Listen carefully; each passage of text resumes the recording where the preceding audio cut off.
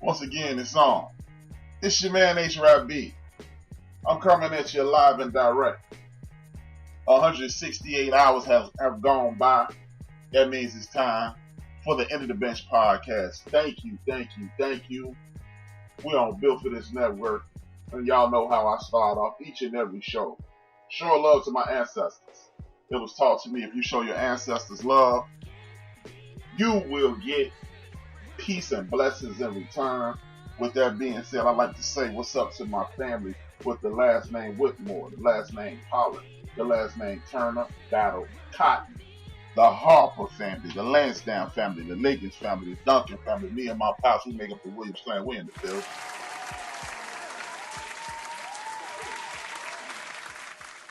Thank you for tuning in. It's a little bit of everything on my mind this week. It's always some madness going on in the world, in the sports world. As I do every week, I'm going to give you the medicine dipped in sports relationship, and hopefully you'll enjoy it. If you want to participate in the show, the number 773-797-2409. Again, the number 773-797-2409. I just put it in the chat room. If you have an opinion, you want to share it, feel free to put it in the chat room, create a profile, come in the chat room, be acknowledged, say what you want to say, and then vamoose. But if you want to be heard, you give me a call, 773-797-2409. It's the number. That's how you get in contact, and we can have a little fun. We can have an argument. We can do whatever you want to do. Now, this was an interesting week. You had the NBA Allstar weekend last week. It was live and direct from Chicago. It was a lot of fun. It's always controversy when it's in Chicago. Vote often and vote early is our motto.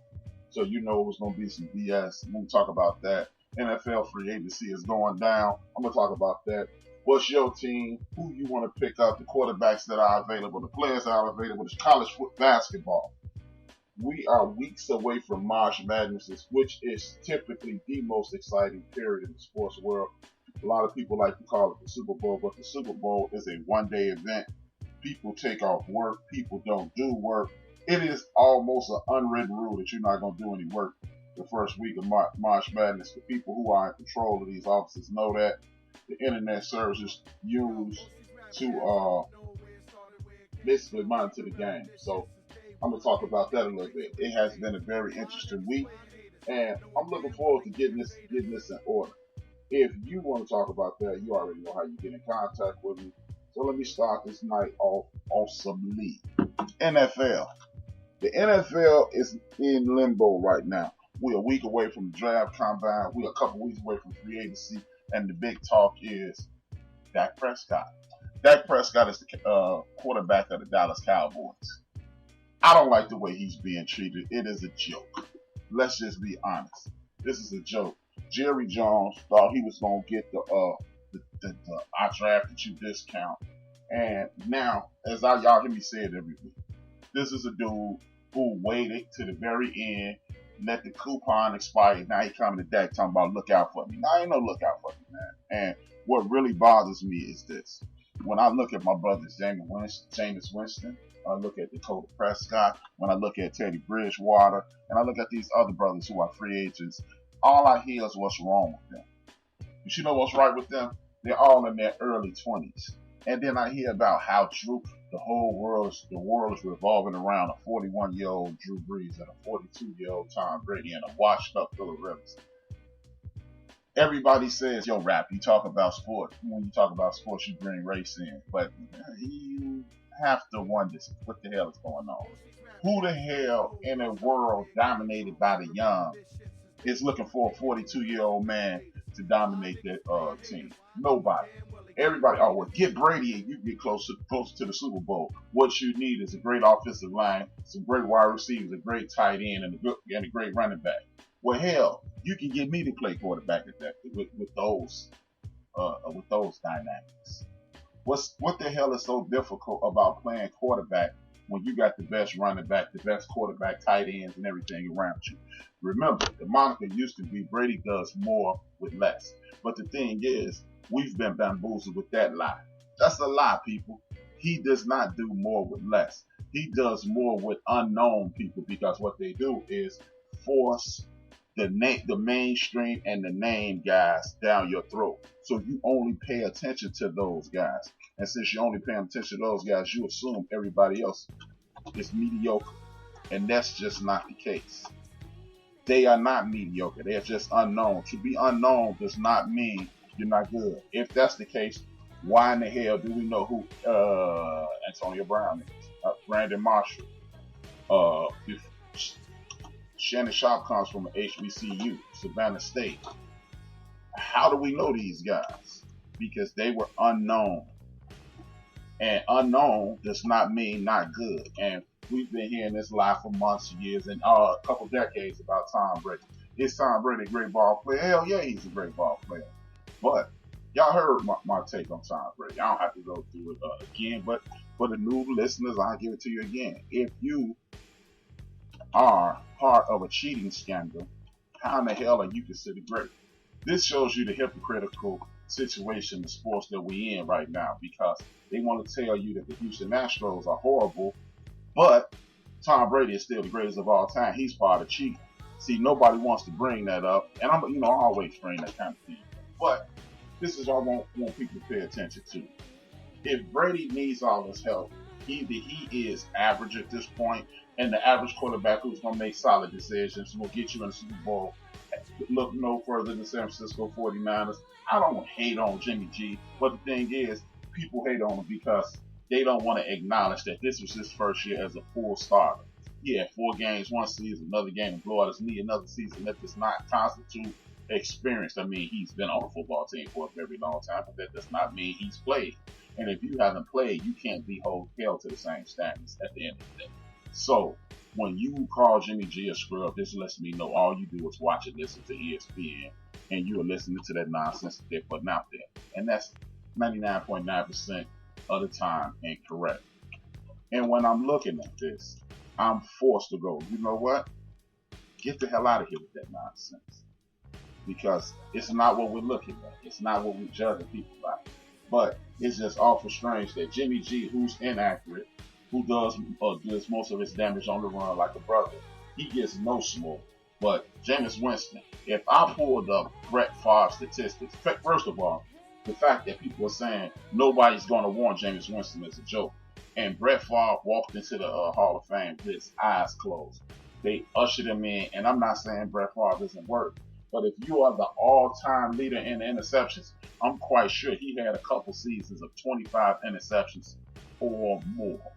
So they're acting as if Jameis Winston was the very first quarterback in the history of the league to throw 30 interceptions. No, he's not. No, the hell he's not. But you know what? He's one of the only 8. He's one of 8 men in the history of 100-year history of the game to throw for 5,000 yards. If you are one of 8 people to do anything positively, then trust and believe. You need to be somebody. It needs to be a coach saying, I could fix him. If it was coaches standing around saying, I could fix Alex Smith, how in the hell is it not coaches saying that they can fix Jameis Winston? This is why I look at the NFL sideways all the time. Get the hell out of here with this nonsense.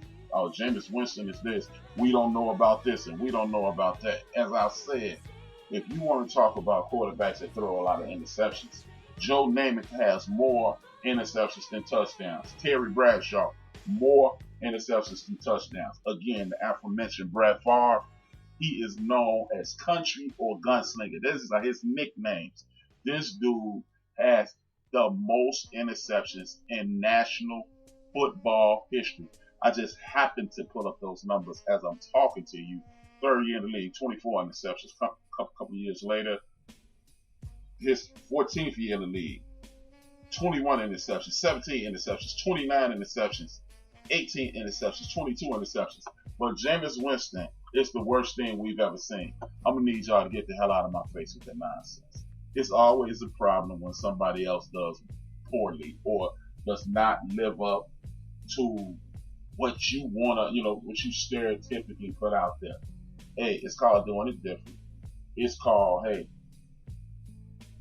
he hasn't had consistent coaching. I was just listening the other day about how Jay Cutler and how 3 other these mediocre ass quarterbacks They were in bad situation. Alex Smith had 4 or 5 different head coaches and 2 or 3 different offensive coordinators. Oh, if that's why he was mediocre, that's why Baker Mayfield is mediocre. He's on his 4th coach and he's on his 5th coach in 2 years. Okay, not a problem. Jameis Winston is on his 4th head coach in the last 5 years. He started off with Lovie Smith. They got rid of Lovie Smith, and then they put him. I can't think of this white cat's name. And then they bring in Bruce Arians, and along the way we have countless different offensive coordinators. Initially, he didn't have a lot of talent around him. They're telling me that Phillip Rivers can't go to Tampa because he doesn't have any protection. So if he can't go to Tampa because he doesn't have any protection, how the hell was Jameis Winston expected to excel with? Why was he expected to excel and he doesn't have protection? Again, I'm not excusing anything that Jameis Winston does. I'm not saying, hey man, give him some slack. Dirk Cutter, thank you. I got my man Joe from Houston in the chat room, executive producer of the show, if y'all didn't know that. But you got Jameis Winston, who is with a shaky offensive line, no running game. He does have weapons to catch the ball, but miss me with this nonsense about he can't get it right. He can't get it right. Y'all heard me say this thing. If you heard me say it one time, you've heard me say it 1,000 times. Consistency breeds success. If you want to be successful, you have to have some moniker of consistency. Jameis Winston has to have that. So if you're going to get Baker Mayfield, who had the 2nd leading rusher in the league and 2 Pro Bowl wide receivers, you're going to get him a pass. And for the record, he had 8 less interceptions and he had more wins. So if Baker Mayfield is the man, Jameis won the national championship and a Heisman Trophy. If Baker Mayfield is salvageable, why the hell isn't Jameis Winston salvageable? This is why I look at the NFL and go, yeah, okay, he gonna have bullshit again. Y'all bullshitting, y'all playing, and I really don't understand what's going on. But we really do understand what's going on. I just don't want to get into a whole conversation about race. Just like Dak Prescott, people told you the first couple years he was in the league, it was the running back. This is the reason he's doing so well. It's the running back, but it's not the running back. Okay, then the running back missed a year. They was 8-8. He comes back, and they start kicking ass. It's the running back. Can he throw the ball? He missed the all-time leading Cowboys single season record by 1 yard. He threw more touchdowns than he ever threw in his life, and the Cowboys didn't win. They fired the coach for a reason. It's because the coach couldn't get it done. What's that? I feel like I just got my soul back. Let's go. My man Mook Dean is in the building. Thank you, Mook. It's all good, man. But the thing is, man, we keep listening to this nonsense. We keep going back and forth and believing whatever these people on TV say, and that's just not the truth. I'm tired of hearing it. I'm refuting it. And if Dak Prescott and Jameis Winston does not get signed, it's a travesty. You got this dude, John Gruden, who I'm starting to believe is trying to get fired. He's ready to offer a 43-year-old man $60 million over 2 years. A 43-year-old quarterback, $60 million. I understand that they are not hitting quarterbacks like they used to. But if you're 40 years old and you play in the National Football League, you are a injury waiting to happen. At some point, you will get knocked on your ass. At some point, you will hurt. And at that moment, it will be over for you. It will be a wrap. John Gruden, if you give that money to Tom Brady, you may as well give it to Derek Carr because he needs the exact same thing Derek Carr needs. And if you're not ready to commit to him, why the hell would you commit to a 43-year-old man? Or better yet, Mr. Gruden, when you are announcing, you did all this talk about Jameis Winston. Fix him. Fix him. And Bruce Arians, at one point I was a fan, but I really don't like the way you were talking reckless about Jameis Winston. If we can win with this guy, we can win with anybody. If I was Jameis Winston's representative, I wouldn't answer another damn call